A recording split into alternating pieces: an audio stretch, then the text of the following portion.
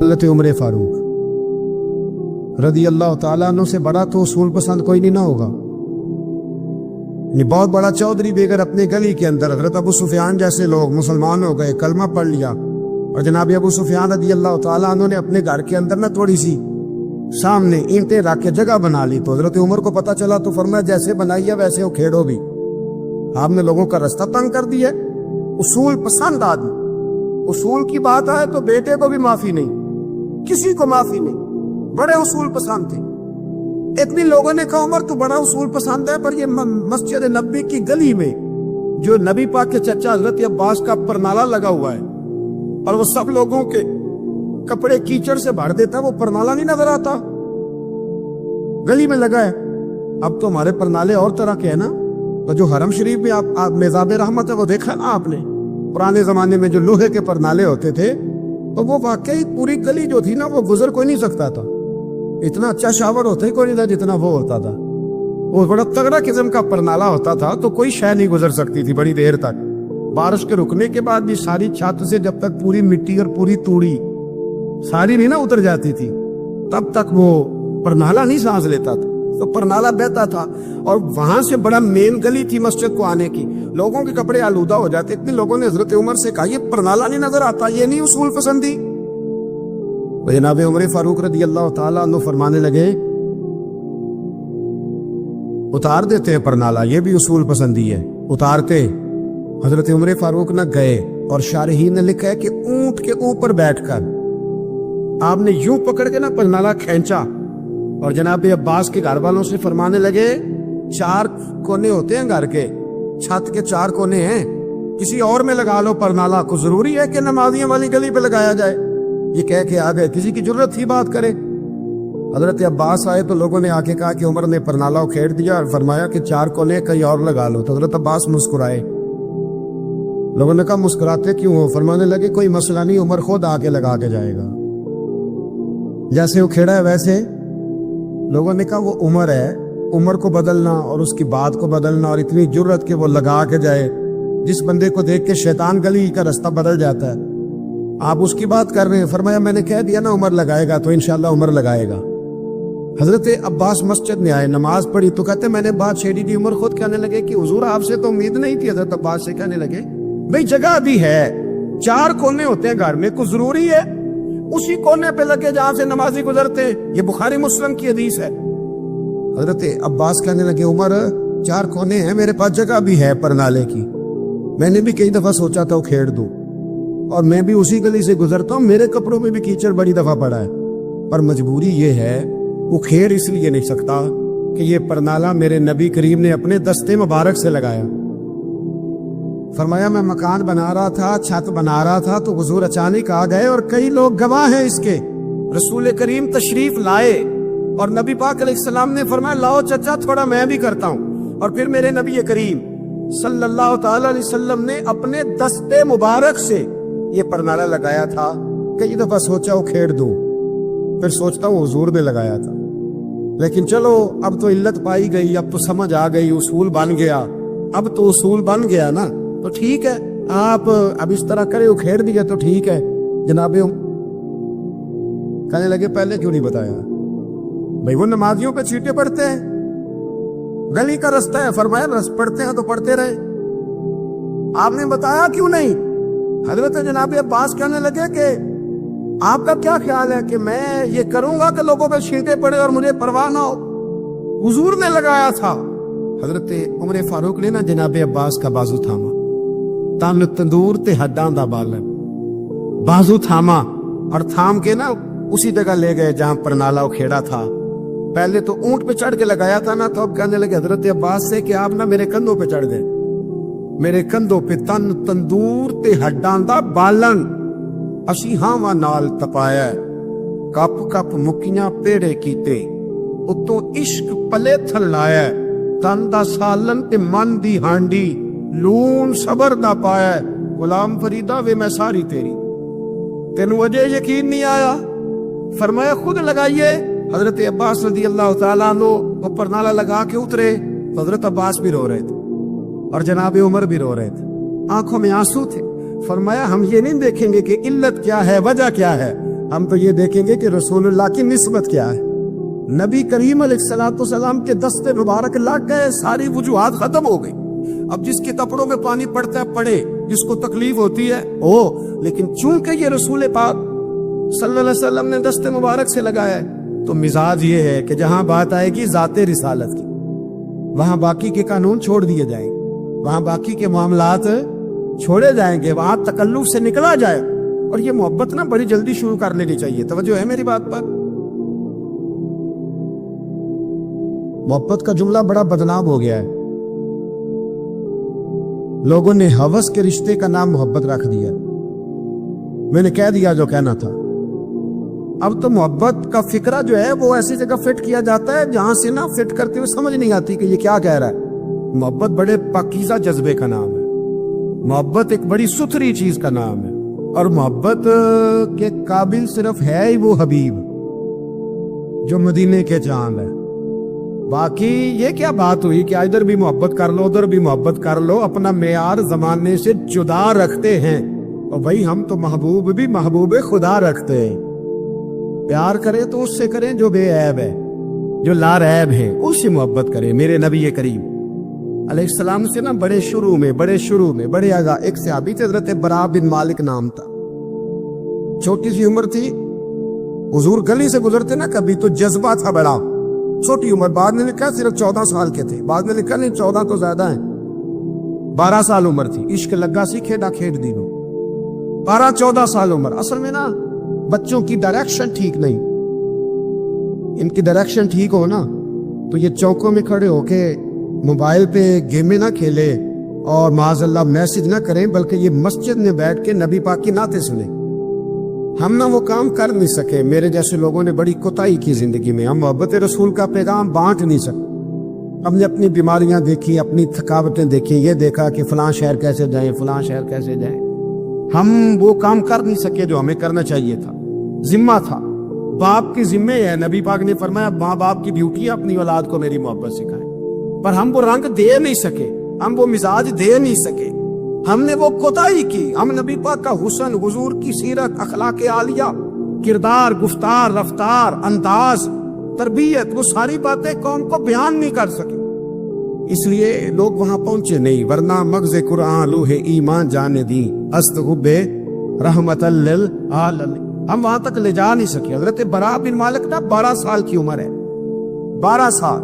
نبی پاک گلی سے گزر رہے تھے تو دوڑ کے آ گئے, آ کے نا حضور سے چمٹ گئے. عرض کرنے لگے حضور کوئی حکم بتائیں, میرا دل کرتا ہے آپ کی بات مانوں, کوئی حکم حضور. مجمع الزوائد میں حدیث, اس ایک حدیث کے لیے نا میں کو 5,000 روپے کی پوری کتاب, پوری 10 جلدیں خرید کے لایا تھا. ایک حدیث کے لیے. پیاری بڑی ہے, شاندار بڑی ہے. اور میرا دل کیا, میں نے کہا جس کتاب میں ہے نا ساری کتاب ہی منگا لو. کچھ چیزیں بڑی انسان کو انوکھی لگتی ہے نا. حضرت برا بن مالک رضی اللہ, چھوٹی سی عمر ہے, حضور سے لپٹ گئے. تو حضور نے فرمایا بیٹے کیا ہوا؟ عرض کرنے لگے حضور کوئی حکم بتائے, میرا بھی دل کرتا ہے عمل کروں. تو حضور نا چھوٹے چھوٹے کام بتاتے ہیں. دکان سے, یہ بچوں کو یہی بتانا ہوتا ہے نا, دکان سے لے آ, یہ کر دے, فلاں کو بلا لے.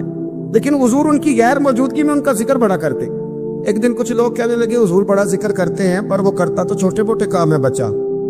تو نبی پاک نے ایک دن ارادہ کیا کہ ان کو تجربہ نہ کرائیں کہ وہ پیار کتنا کرتا ہے. رسول کریم فرمانے لگے میں جو کہوں گا کرو گے؟ حضور کروں گا. فرمایا جاؤ اپنے باپ کی گردن کاٹ کے لاؤ. کس کی جی؟ بات تو محبت کی ہو رہی ہے, کڑوی سی بات نہ کر لوں, کڑوی سی رہنے دیتے. آپ کا پروگرام نہیں تو چھوڑ دیتے, آگے بڑھ جائے. ذرا کڑوی سی ہے, کر لوں جی, بولیے. یعنی باپ کی, ہم محبت رسول میں صرف داڑھی کی بات کرتے, کسی کی گردن کی نہیں. صرف ہم کہتے ہیں حضور سے محبت ہے تو میں نے کہا تھا کڑوی ہے, آپ نے مجھے گورنا شروع کر دیا اور خاصا تیز گور رہے ہیں آپ. اور خدا کے بندو یہ رسول اللہ کی سنت ہے. کسی کو نہ اچھی لگے, کسی کوئی تعریف نہ کرے, پر میرے رسول کو تو اچھی لگتی ہے کہ نہیں.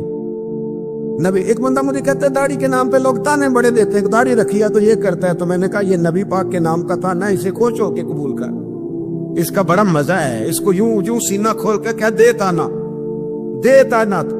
کبھی کبھی نا ایسا ہوتا تھا، میں پڑھتا تھا تو کبھی گزرتے تو کہتے وہ جا رہے ہیں داتا صاحب والے، وہ جا رہے ہیں غوث پاک والے. تو میں نے کہا الحمدللہ، یہ اس طرح ہمیں روز چھیڑا کرو، اس طرح روز چھیڑا کرو، ہمیں خوشی ہوتی ہے. اور یہاں بھی کہنا اور قیامت میں جا کے بھی یہی کہنا کہ یہ داتا صاحب والے ہیں، وہاں بھی کہنا کہ یہ غوث پاک والے ہیں. یہ چھیڑو ہمیں، ہم یہ چھیڑتے ہو تو ہمیں مزہ آتا ہے. یہ کہا کرو، ہمیں روز کہا کرو. اللہ تعالیٰ ہمیں عقیدے پر استقامت نصیب فرمائے. آگے بڑھتا ہوں، بات مکمل کرتا ہوں. حضرت برا بن مالک رضی اللہ تعالیٰ عنہ نا، حضور نے فرمایا جب اپنے ابا کا سر کاٹ کے لا تو وہ دوڑے. ایک روایت میں ہے کہ مولا علی کے گلے میں تلوار لٹک رہی تھی، یوں کھینچی اور اس نے جذبات سے دوڑے کہ حضور نے فرمایا اسے پکڑ لو ورنہ یہ گردن کاٹ بھی لائے گا، پکڑ لو اسے ورنہ یہ کاٹ دے گا. اللہ کی قدرت کے تھوڑا وقت گزرا تو وہ بیمار ہو گئے. دن میں 2 مرتبہ میرے نبی پاک تیمارداری کر دے. ایک شام رسول کریم تشریف لے گئے تو حضور سرانے بیٹھے، ماتھے پہ ہاتھ رکھا تو کریم محبوب ان کے باپ کی طرف کان میں کچھ کہا ان کے والد سے، حضور رونے لگے. اور پھر حضور نے دوبارہ ماتھا چوما، پیار کیا اور چلے گئے.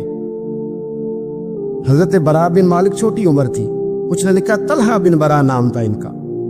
تو حضرت طلحہ بن برا نا اپنے ابا کو قریب بلایا اور چارپائی پہ بٹھایا. کہنے لگے ابا جی حضور کیا فرما گئے؟ کہا بیٹا تیرے والی بات نہیں. کہا نہیں بتائیے.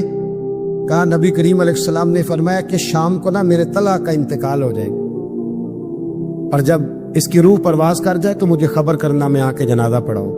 ٹھنڈ بڑی تھی، مدینے میں ٹھنڈ بڑی تھی. حضرت طلحہ نے نا اپنے باپ کا ہاتھ پکڑا اور اپنے سینے پہ رکھا. کہنے لگے ابا حضور تو جو فرما گئے پر میری وصیت یاد رکھنا. نبی پاک کے دین کا قانون یہ ہے کہ جب کوئی انتقال کر جائے تو جلدی دفن کرو. اس طرح کرنا، رات کا وقت ہوگا جب میرا انتقال ہوگا تو فوراً غسل دے کے نا دفن کر دینا، نبی پاک کو خبر نہ کرنا، نہ بتانا. عمر دیکھو اور بات دیکھو. کہ حضور کو کیوں نہیں بتانا؟ حضور خود فرما کے گئے ہیں. تو کہنے لگے رات کا وقت ہوگا تو جن گلیوں سے حضور نے گزر کے آنا ہے نا وہ یہودیوں کے محلے ہیں. ایسا نہ ہو کہ میرے جنازے کی وجہ سے کوئی یہودی میرے نبی کو تکلیف دے دی. میرے جنازے کی وجہ سے، جنازے کی وجہ.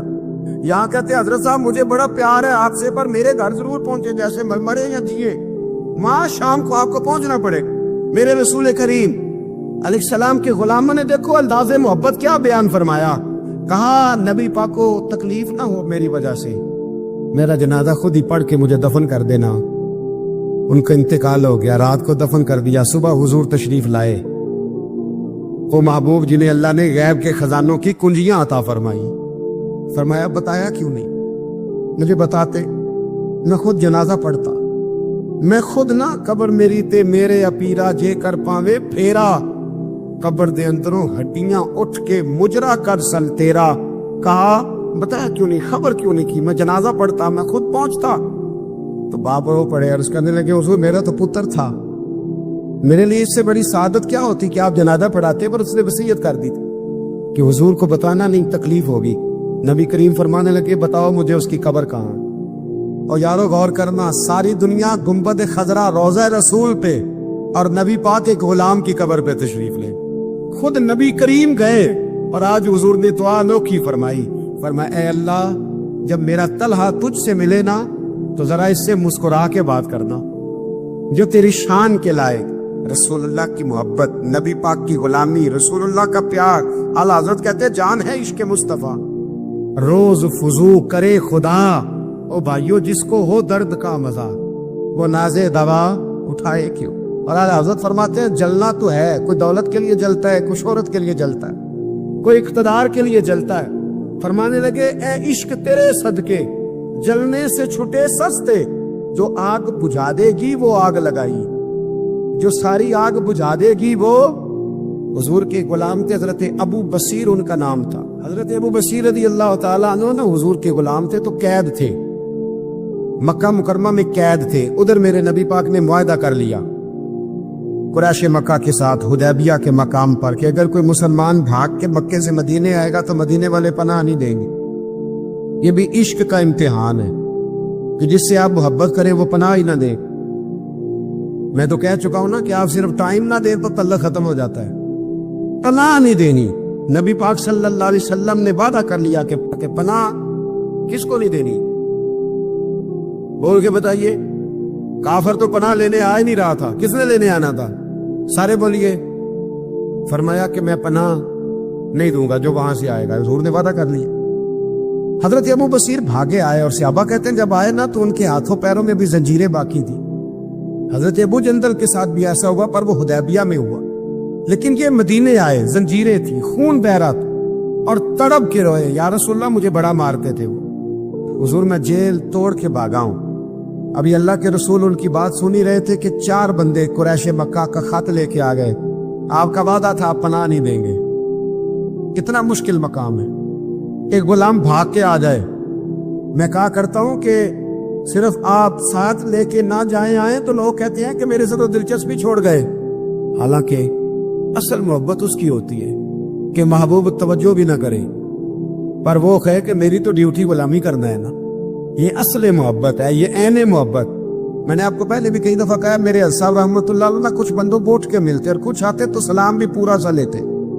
میں نے ایک دن کہا حضور سارے مرید ہیں، پیر بھائی ہیں، تو کچھ سے آپ بڑا اٹھ کے بغل گیر ہوتے ہیں، پیار کرتے ہیں، کچھ سے صرف ٹھیک ہے گزارا ہو جائے گا۔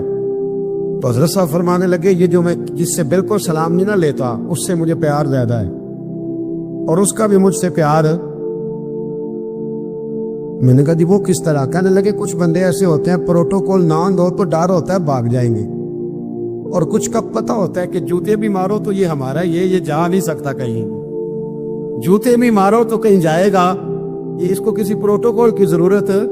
جس نے پروٹوکول مانگا اس نے تو گویا کہا کہ میں آپ عزت کریں گے تو آؤں گا، نہیں کریں گے تو نہیں آؤں گا۔ تو یہ آدھے ہاتھ سے سلام لیتے ہیں، کبھی بھی نہیں بٹھایا ساتھ، چل ٹھیک ہے بھاگ جا اپنا کام کر، لیکن ہے میرا، کہیں جا سکتا اس نے ادھر ہی رہنا ہے۔ اس لیے کچھ لوگوں کو پروٹوکول کی کوئی ضرورت نہیں ہوتی۔ کچھ کہتے ہیں میں گیا ہوں تو ملے ہی نہیں، نے پیار ہی نہیں کیا۔ تو بھئی یہ ابھی آپ کچے ہیں، آپ کو پکا ہونا چاہیے، ابھی پختگی کی ضرورت ہے۔ سمجھے جو بات عرض کرنے لگا۔ حضرت ابو بصیر وہاں کھڑے ہیں، نبی کریم علیہ السلام کے پاس وہ خط لے کے، کتنا مشکل مرحلہ تھا۔ ایک بندہ بھاگ کے آیا ہے، زنجیریں ہیں، خون ہے، سفر ہے، رو رہا ہے، تڑپ رہا، حضور مجھے نہ بھیجیے گا، یہ مجھے مارتے۔ میرے رسول کریم کو جب خط ملا تو حضور فرمانے لگے ابو بصیر تو جانتا ہے کہ میں اپنے وعدوں کا پکا ہوں، تو یہ پتہ ہے اب چونکہ میں نے معاہدہ کیا ہے کہ میں نہیں پناہ دوں گا وہاں سے بھاگ کے آنے والوں کو، تو نہیں دوں گا، لہذا تم واپس جاؤ۔ حضرت ابو بصیر نے آنکھیں کھول کے دائیں بائیں دیکھا تو صحابہ کی گردنیں جھک گئی۔ نبی کریم علیہ السلام کی آنکھوں میں بھی آنسو چمکے کہ اے اللہ کتنا مشکل مرحلہ آتا ہے میدان محبت میں۔ فرمایا واپس جانا پڑے گا۔ حضرت ابو بصیر واپس نکل رہے تو رو رہے ہیں۔ جب بالکل مسجد سے نکلنے لگے تو عرض کرنے لگے یا رسول اللہ آپ کا ذمہ کہاں تک ہے، یہ پناہ نہ دینے کی بات کہاں تک ہے؟ تو حضور نے فرمایا مدینے کی سرحد تک، مدینے کی، اس سے باہر تو عام اجازت ہے جس کا جہاں دل کرے۔ حضور نے بس کہہ دیا مدینے کی سرحد تک میرا ذمہ، میں پناہ نہیں دوں گا کسی کا۔ حضور پہ ٹھیک ہے، روتے تڑپتے۔ مولا علی راوی ہے، وہ کہتے ہیں کہ میں نے اس دن جتنا اپنے وجود پہ صبر کیا شاید پہلے کبھی کیا ہو۔ میرے اندر سے جذبہ جہاد کے شعلے اٹھتے تھے۔ حضور حکم کرے یہ 2-3 ہزار بندہ تو میں اونٹ کے پیچھے باندھ کے لا کے مصطفیٰ کی خدمت میں پیش کر دوں، حضور حکم تو کرے۔ لیکن بس حضور کا حکم تھا کہ بس جانا ہے، تو حضرت ابو بصیر چلے گئے۔ مدینے کی سرحد ختم ہوئی نا، ذرا آگے بڑھے، وہ 4 بندے تھے، ان کے پاس تلواریں بھی تھی، نیزے بھی تھے، تیر بھی تھے، خود بھی تھے، سارا کچھ انہوں نے تھا، اور حضرت ابو بصیر نہتے تھے۔ جب آگے تھوڑا سا بڑھے نا تو آپ نے نا ایک کی تلوار چھین لی، اور چھین کے ایک کی گردن پر تلوار ماری تو باقی 3 ویسے ہی بھاگ گئے۔ ایک روایت میں کہ 2 کو ڈھیر کر دیا، 2 نکل گئے، بھاگ گئے۔ اب مدینے حضور پناہ نہیں دیں گے، مکے جا نہیں سکتے۔ ایک مقام ایس تھا، امام بہقی نے اس کو لکھا ہے، مقام ایس تھا، وہاں کھجوروں کے باغ تھے، ٹھنڈے پانی کے چشمے تھے۔ حضرت ابو بصیر نے وہاں ڈیرا لگا لیا، اور وہ راہ وہ تھی جو رستہ مدینے کو جاتا تھا، جو رسول اللہ کے مدینہ منورہ کو جاتا تھا، اس راہ میں حضرت ابو بصیر بیٹھ گئے۔ اب جو مکے سے بھاگتا نہ ظلم و ستم تھے، وہ حضرت ابو بصیر کے پاس آ کے ڈیرا لگا لیں۔ آہستہ آہستہ بندے 70 ہو گئے، پھر تعداد آگے بڑھی تو بندے 300 ہو گئے۔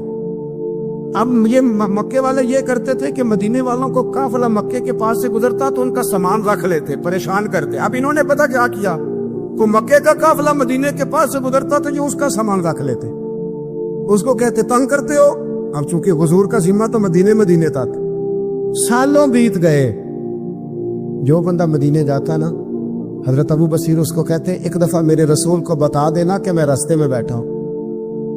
تو ان کے ساتھی کہتے، حضرت ابو جندل بھی آ گئے تھے، ان کے ساتھی کہتے کہ یار سارے زمانے کو پتا ہے تو بیٹھا ہے، پھر پیغام کیوں دیتا ہے؟ پر میں بس میرا شوق ہے، سبا درے مصطفیٰ تے جا کے کبھی درود و سلام نسیمہ جانب بطحا گزر کن ز احوالم محمد راہ خبر کن، میرا پیغام دے دینا نبی پاک کو، میرے ذرا کہنا کہ میں راہ میں بیٹھا ہوں، حضور کی بارگاہ میں عرض کر دینا۔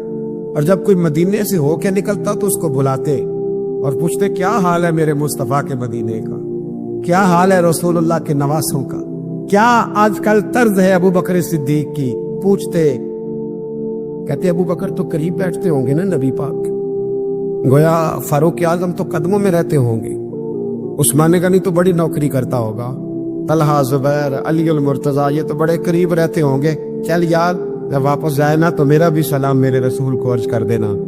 راہوں میں پڑے زمانے گزر گئے، سالوں بیت گئے، اتنے تنگ آئے مکے والے کہ انہوں نے نبی پاک کو خط لکھا کہ یہ والی شے کام ختم کرتے، وہ 300 ہمیں بڑا ستاتے ہیں، آپ انہیں مدینے ہی بلا لیں، خود ختم کرتے۔ ادھر میرے رسول پاک نے جب خط پہنچا تو فٹافٹ فرمایا قلم لاؤ، کاغذ لاؤ۔ حضور نے خط لکھوایا، فرمایا ابو بصیر تمہیں مبارک ہو، آ جاؤ مدینے، جگہ بن گئی ہے، اجازت ہے، تم آنا چاہو تو آ جاؤ۔ حضرت ابو جندل فرماتے ہیں وہ شدید بیمار تھے، ایک قاصد دوڑا آیا، این ابو بصیر، بھئی تم میں سے ابو بصیر کون ہے؟ ہم نے اشارہ دیا یہ ہے حضرت ابو بصیر، تو وہ قاصد آیا، جب اس نے خط دیا نا تو اتنے کمزور تھے کہ اٹھ کے بیٹھا نہیں جاتا تھا، وہ خط پڑھا تو ان کی آنکھوں میں کھل کے آنسو آئے اور کہنے لگے ابو جندل ادھر آ، یہ خط تو پڑھ۔ کہتے میں نے خط پڑھا تو رو پڑے، کہنے لگے فزت برب الکعبہ، رب کعبہ کی قسم میں کامیاب ہو گیا، یہ دیکھ میرے نبی کا نا پیغام آ گیا، دیکھ پیغام آیا ہے، حضور کا پیغام آیا کہ تو آ جا۔ یہ لفظ کہے، کلمہ پڑھا، روح پرواز کر گئی، کلمہ فزت برب اللہ، سجنا سا توڑ دی بھائی تے جان دیتی رات تیرے، پرواز کر گئی روح۔ پھر میرے محبوب کے صحابہ نے وہاں مسجد بنائی جہاں انہیں دفن کیا، حضرت ابو جندل نے وہاں مسجد بنائی، اور پھر میرے رسول ان کی قبر پہ تشریف لائے۔ حضور نے دعائیں فرمائی۔ صاحبو، جن لوگوں نے نبی پاک علیہ السلام سے محبت کی، انہوں نے ذات رسالت کے ساتھ، حضرت ام حبیبہ تھی نا، جب آپ نبی پاک کی ذات سے پیار کرتے ہیں تو پھر آپ کے لیے دین پہ عمل کرنا بھی آسان ہوتا ہے، پھر کوئی بات ماننی مشکل ہے۔ بھئی ہمارا تو بیٹا، ہم پیار کرتے ہیں تو بیٹا سارا کچھ منوا لیتا ہے، منواتا ہے کہ نہیں منواتا؟ بیٹی نہیں منوا لیتی، تو کیا جب حضور سے پیار کریں گے تو دین ہم سے سارا کچھ نہیں منوا لے گا؟ سارا کچھ منوا لیتا ہے۔ حضرت ام حبیبہ، صحیح سند کی روایت عرض کر رہا ہوں، حضرت ام حبیبہ حضور کی زوجہ ہیں، جناب ابو سفیان رضی اللہ تعالیٰ عنہ کی صاحبزادی ہے۔ مدینہ منورہ پیغام آیا کہ ابو سفیان وصال کر گئے، انتقال ہو گیا، بیٹی کے لیے خبر آئی کہ باپ فوت ہو گیا۔ 3 دن عدت گزری تو چوتھے دن ام المومنین حضرت ام حبیبہ اٹھی، غسل کیا، دھلے ہوئے کپڑے پہنے اور اپنے جسم کو خوشبو لگائی۔ عورتیں کہنے لگی، آپ کو پتہ ہے نا تانے ملتے ہیں کہ 3 دن ہوئے ابا فوت ہوا ہے، اور ام حبیبہ اٹھ کے فٹافٹ یہ کام کر لیا۔ تو آپ فرمانے لگی مجھے کوئی ضرورت نہیں، باپ کا غم میرے دل میں ہے۔ اور میرے نبی پاک نے فرمایا جو بی بی اللہ اور آخرت پر ایمان رکھتی ہے نا، وہ سوائے اپنے شوہر کے کسی کا سوگ 3 دن سے زیادہ نہ منائے۔ جو اللہ اور اس کے رسول پر اور آخرت پر ایمان رکھتی ہے وہ اپنے شوہر کے علاوہ کسی کا سوگ 3 دن سے زیادہ، مرد کے لیے بھی یہی حکم ہے کہ 3 دن سے زیادہ سوگ، چلو کوئی آ گیا فاتحہ پڑھنے تو فاتحہ پڑھ لے، لیکن 3 دن کے بعد کام کرے۔ حضرت ام حبیبہ کہنے لگی نہ میں نے کہیں جانا تھا، نہ میرے گھر میں مہمان آنے تھے، اور چونکہ میرے نبی کا حکم ہے لہذا یہ جو میں نے کیا ہے نا، یہ میں نے اپنے محبوب کی محبت میں کیا ہے۔ اب مجھ پر دین پہ عمل کرنا کوئی مشکل ہے نہیں، اب آسان ہو گیا۔ حضور سے پیار کریں، اس کا طریقہ یہ ہے کہ نبی کریم کی حدیثیں سیکھیں، سیرت کو پڑھیں، نبی رحمت علیہ السلام کے زندگی کے واقعات کو سنیں، کان لگائیں، کوئی اچھی نعت پڑھے تو اس پر توجہ کریں۔ علامہ اقبال کہا کرتے تھے اگر لوگوں کے دلوں میں حضور کی محبت پیدا کرنی ہے تو میلاد کی محفلیں زیادہ کرو، اور بچوں کو نبی پاک کی سیرت زیادہ سناؤ، اور اگر چاہتے ہو تمہارے اپنے دل میں بہت زیادہ محبت پیدا ہو تو درود و سلام زیادہ پڑھو۔ یہ اصل ہے، اصل دین ہے، روح دین۔ اپنی زندگی میں اس محبت کے لیے زیادہ جگہ بنائیں۔ باقی جتنی محبتیں یہ تنگ کریں گی، قبر میں پریشان کریں گی، اور اگر نبی پاک کی محبت بھی تو اعلیٰ حضرت فرماتے ہیں لحد میں عشق رخ شاہ کا داغ لے۔ ہم نے اندھیری رات سنی تھی تو چراغ لے کے چلے، اندھیری رات سنی تھی تو چراغ لے کے چلے۔ ایک تو بڑی معروف حدیث بخاری مسلم میں موجود ہے کہ عروہ بن مسعود ثقفی کہتے ہیں جب میں آیا اور میں واپس گیا تو جا کے پھر انہوں نے کہا قریش مکہ سے، جا کے مسلمانوں کی جنگی صلاحیت کا ذکر نہیں کیا، بلکہ جا کے کہنے لگے یار میں بڑی دنیا پھرا ہوں، پر جو ادب نبی پاک کے غلام اپنے نبی کا کرتے وہ میں نے کسی کا دیکھا نہیں ہے۔ دوسری روایت بخاری مسلم میں حضرت انس بن مالک رضی اللہ تعالیٰ عنہ کی، حضرت انس بن مالک رضی اللہ تعالیٰ عنہ ارشاد فرماتے ہیں کہ نبی پاک علیہ السلام کے جب ایام وصال قریب آئے نا تو حضور مسجد میں آنا جانا کم فرما دیا تھا، کئی دن حضور تشریف نہیں لاتے تھے، تبھی علالت کے باعث کہ بھی اللہ تعالیٰ کی قدرت کاملہ ہے۔ فرماتے ہیں کہ دن پیر شریف کا دن تھا اور فجر کی جماعت تھی، اور جناب ابو بکر صدیق نماز پڑھا رہے تھے۔ اچانک نہ حضور کا دل کیا غلاموں کو دیکھنے کو، تو حضور نے نہ حضرت عائشہ صدیقہ کے مکان کے حجرے کا پردہ سرکا کے نہ تو غلاموں کو دیکھا۔ اب تو ماشاءاللہ بہت سارے لوگوں نے مدینے کی زیارت کر لی ہے، تو آپ جانتے ہیں کہ یہاں کر کے ان کا مکان ہے، تو یہاں اگر سامنے امام کھڑا بھی ہو تو مقتدی دیکھ بھی لے پردہ سرکائے، تو یہ پہلے والے دیکھ لیں گے جو قریب ہیں، آخری والے تو نہیں نہ دیکھ سکتے۔ میری طرف دیکھیں نا یار، ہاں نہ تو کرے نا، اب تو اتنی تو گرمی اللہ نے کی نہیں اس رمضان میں، اتنی تو گرمی کی نہیں، جتنا ٹھنڈ میں بھی سو جاتے ہو، سخت گرمی ہو پھر بھی سو ہی جاتے ہو۔ مہربانی کرو نا، تھوڑا جاگو، اللہ آپ کو جزائے خیر عطا فرمائے۔ میں جو بات کر رہا ہوں اس پہ غور کرو بھائی، یہاں سے پردہ سرکایا کسی نے، تو یہ 5 7 10 جو قریب کے نمازی ہیں وہ تو دیکھ لیں گے، تو وہ جو صف کے اینڈ پہ ہیں وہ کیسے دیکھیں گے؟